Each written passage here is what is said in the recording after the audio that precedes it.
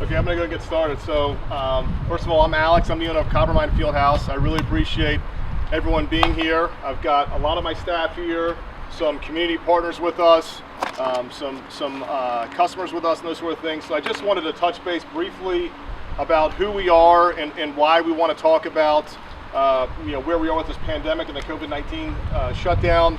I'm speaking on the behalf of Coppermine, but I also hope that I can speak for the voice of other people that are in a similar type of industry that we're in. So I just want to talk about our experiences and where we are. We started in about 2011, and what we do are kids programs, classes, summer camps. We have health clubs. We promote health and fitness for youth and adults. And right now we are completely shut down. And this is not to belittle or talk poorly about our elected officials. That's not what this is about. I understand that they have hard decisions to make. I'm sure it's very difficult. They want to make sure that the public safety is first and foremost. So I'm not in their shoes, and I understand all the things they have to go to and the data that they have to look over to make sure they make the right decision. And I respect their decisions to do what they have to do. But it comes a time where we have to be respected as a business owner to make decisions that are going to benefit the community and to be responsible and make sure we follow certain guidelines. And right now, we don't have any guidelines or any type of direction to know where we stand, when we can open, what the protocol is going to be, how we can safely implement the plans to go back to normalcy. Restaurants are somewhat open, salons are somewhat open, but for health and fitness and youth sports, that's completely shut down. And that is the livelihood that we have. We started in 2011 with basically 20 employees, and we go into summertime with 350 employees that most of those folks have been furloughed or laid off. So it is a huge hit to us to lose that staff. We get phone calls every day. They're saying, are you going to have summer camp? Can you open? And I'm not saying everybody's like that. There are phone calls that happen that say, I am not going to send my child to your camp. I'm going to stay home. And that is their right. And I appreciate that and I respect that. But for every phone call, just from our data and the things that we're taking in, we get 10 phone calls. 9 of those folks want to participate in soccer, lacrosse, gymnastics, healthy, active lifestyle type things that are going to promote health and fitness. Being outside on a beautiful day like today is perfect for them to have mental injection of happiness, healthy activity.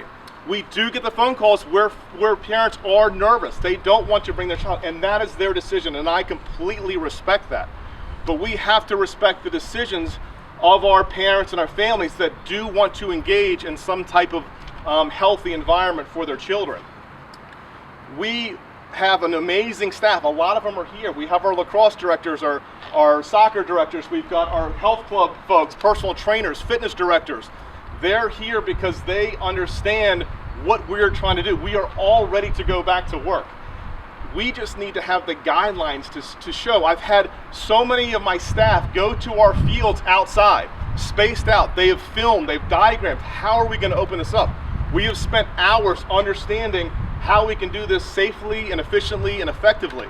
My director, Heather, has put together an amazing document that I think she locked herself in a room for 3 days writing a document, the protocols, what we can follow. She studied every other country and other jurisdictions to what they're doing to safely open up. We are prepared to do that. We understand kids have to wash their hands. We understand parents are going to have to wash hands when they come into our health club.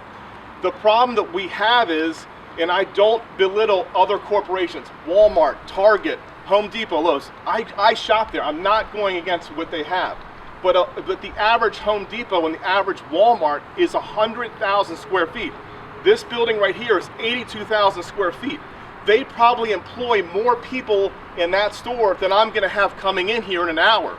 So that's unfair to me that I can't safely open up my gym, 82,000 square feet, and have people effectively and safely come into our facility. We can clean it. We can tell people the protocol. We can have them follow these things, but it's not fair to have them shut down. And life is not fair. I get that. and I'm not asking for handouts, but I'm asking for local government officials, use us, let us be the ones that can be the blueprint to follow the guidelines for youth sports. We have done youth sports for the last 9 years. Our summer camps, we have run over 1,000 summer camps. We have 15,000 kids and parents that come through our facilities, 9 locations on a weekly basis. We can figure it out. We can react, we can implement, and we can execute. So that is the reason for this is a cry or plea to please give us the guidelines. I will do whatever it takes. If it requires me to come here 10 hours a day and go to Annapolis and work 10 hours a day to find out what the blueprint is or give feedback, I'll do it. I'll do whatever it takes to open up. And at that, I want to ask any questions, or anybody have any comments or something like that, I'm happy to answer them. Yep. Thank you very much. I've spent the last 3 weeks going around the eastern half of the state trying to convince, again, the elected officials who make these decisions that the time is now to reopen. The bottom line is San Francisco has been closed for 11 weeks now, but Austria reopened 6 weeks ago, and they have, and all of you, look up their curves. They reopened, and they've had 1 death a day in the entire country for the last few days. The bottom line is international officials, international experts now know that this first wave is burning itself out. Some think there never will be a second wave. The bottom line is Dr. Fauci last week put it right. At this point, lockdowns are more hazardous to health than reopenings. And this facility is a perfect example. We've spent decades telling people, get fit, do exercise, get out in the fresh air. And now we're telling them, don't do it. That it's actually more dangerous to do that when the data increasingly shows it's not. The bottom line is the time is now to reopen our communities, reopen our societies, reopen our economies. Because the individuals who own these, whether it's a restaurant, whether it's a small business, whether it's a fitness center, this is the private sector. These businesses have to survive at some point. And the bottom line is we should use the data that we've collected internationally for the last 2 months to realize that those states like South Dakota that never shut down, those countries like Austria that shut down and reopened 6 weeks ago, those countries like Sweden that never shut down, basically the virus has acted exactly the same in all the locations. And it's now on the way out. Now, may it come back in September? I don't know, it might. This is not September. We have a summer in front of us. We do have children. I had 5 children. They love getting out in the summer. Why are we denying it? We know, for instance, the CDC announced last week the death toll, which we were told just a few weeks ago, the case fatality ratio might be 3 or 4%, is actually 0.26%. That children may not even be transmission content. They may not even have transmissible disease in most cases. So why in the world are we continuing on the exact same path instead of putting to use the scientific information we have learned over the last 6 weeks, get our communities open, get facilities like this open so people can get out and do the exercise. And as Dr. Fauci says, it's now more healthy to end the lockdown than to stay in the lockdown. Thank you. Some of the points that he made, we have some kids that are home, they're in tight quarters, apartments, condos. It's better for them to be outside in a large open air facility or on acres of land. We've got another camp here at Beth the Phil. It's not just Coppermine. It's ESF, it's Gilman, it's Bryn Mawr, it's Roland Park, it's other camps in the area that are suffering. I'm not here trying to advocate just for Coppermine, I'm trying to be a voice for other people. There are other soccer clubs besides Coppermine. There's Celtic, there's Browza, there's other ones, there's Pipeline, you've got lacrosse clubs and rec programs, LTRC, Kelly Post. All these rec programs now are suffering. Kids are not able to play in these outdoor activities, and childhood obesity is extremely important for us to try to combat that. There are situations at home that aren't conducive for kids to be in. So they have an outlet. I'm a fortunate product of somebody that came from a home where a coach actually kind of paved my way and showed me how to accelerate and be a better person. I wouldn't be here today without my athletics. So there's tens of thousands of people like me that have a better relationship sometimes with their coach or their mentor than they do at home, and they need that outlet. That is the most important thing. And I know Governor Hogan, I know the mayor, and I also know that the councilmen want to make sure that we have these opportunities for these kids. And nobody's against kids, nobody's against sports, nobody's against things, and I know they want to be safe, and that is acceptable. I get that, but we are professional. This is what we do. We live and breathe this stuff. Other camps that are in the area, other clubs, other rec programs, those sort of things, that's what they do. So we feel that we have the professionalism and the expertise to execute it. We're going to make mistakes. We're going to do things, but we're going to adapt and make them better. And for the community, I get it. There's going to be some people that are going to say, you're just in this to open up and you're going to spread this disease. That's not true. We have to open up. We have to do things correctly. There's no reason why 9 kids have to be on a giant soccer field. They can be spread out. They can do things in groups that are not large. We understand. We've done the filming. We know how to do this. We've done the trial run. So we are going to be efficient and effective when we open up and provide these programs for our children. Do you want to? Thank you.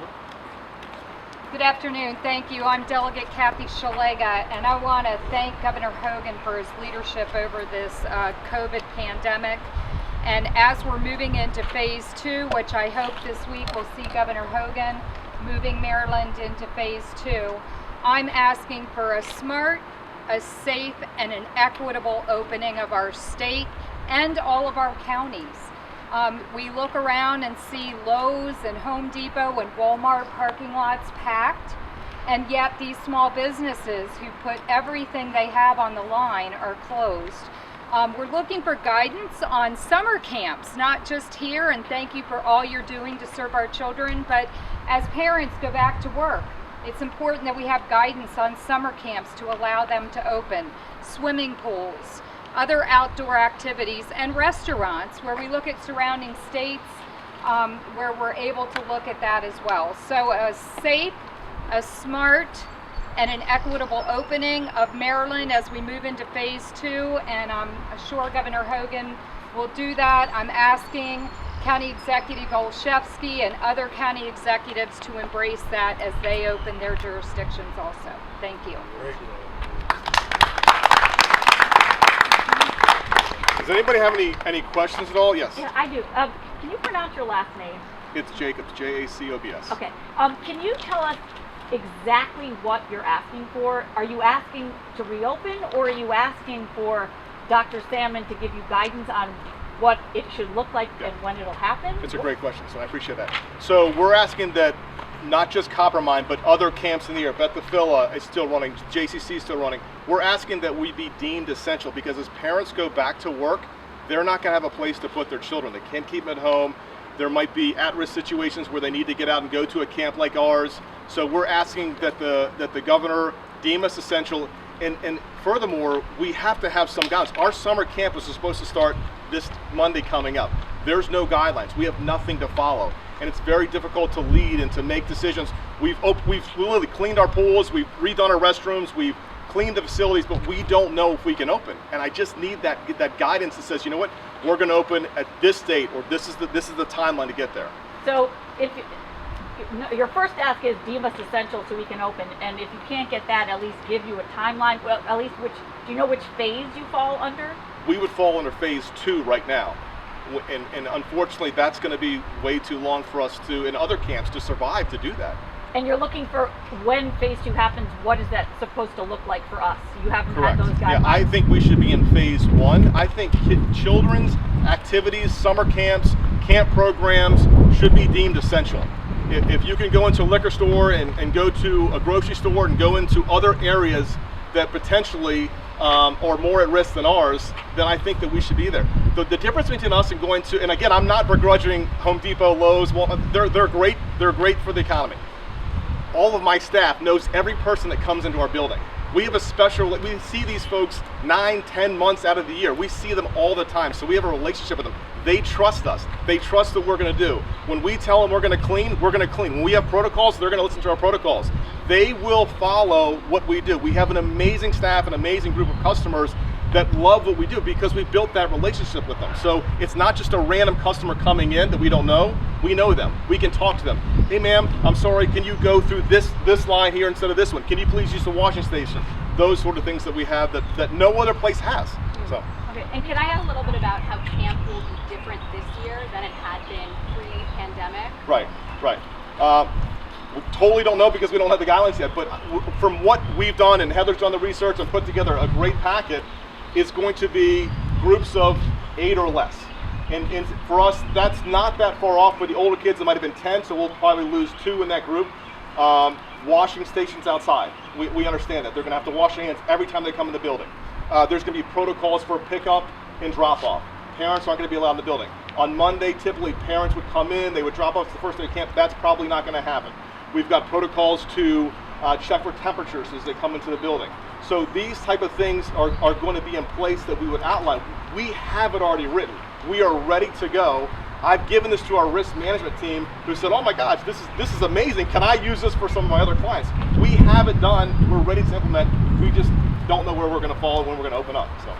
I have a question for Delegate Szeliga, if you don't mind. It's nice to see you. You too, Okay, it's Kate. been a while. So I'm assuming you have it on good authority that we're entering phase 2 this week? Well, I'm looking at the numbers. They're going down. Obviously, the whole purpose of the shutdown was to flatten the curve and make sure that our hospital system wasn't overwhelmed. And we've done that. Thank goodness we've done that. And of course, it's terrible, every life lost.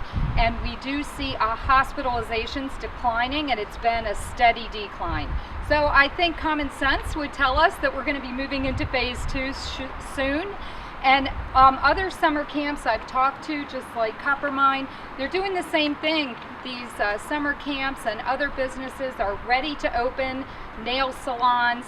They already have put guidelines in place, and they're ready to open safely, smartly, and again, I'll say equitably, because we all know if you can have hundreds of people in a Home Depot, we should be able to allow people, small businesses, to open as well. And I'm assuming, since in your job, your position, you may have a better chance of getting the Department of Education to give you answers than we would. Have you, what have you heard from them, or have you not heard, and that's why you're out here asking them? Well, last week Heather had contacted me along with Beachmont Christian Camp and a couple of other camps, and they want guidance because they have to order things. They have put guidelines in place to say if we have to reduce the number of students and children we're able to serve, can we do that? How do we do that safely? And their focus is on safety. They're focused on the safety of children, the safety of families, and their guidelines show that they can do it. So I have asked Governor Hogan's people to look at that, and I'm hopeful they're reasonable, that they will look at that, and potentially this week we'll be able to get guidance and hopefully move into phase 2. Thank you so much, Thanks. Delegate. Anybody else have any questions at all? Okay. Thank you very much for coming out. I appreciate it. Thank you. We'll stick around if anybody has any other questions and if they want to address or anything.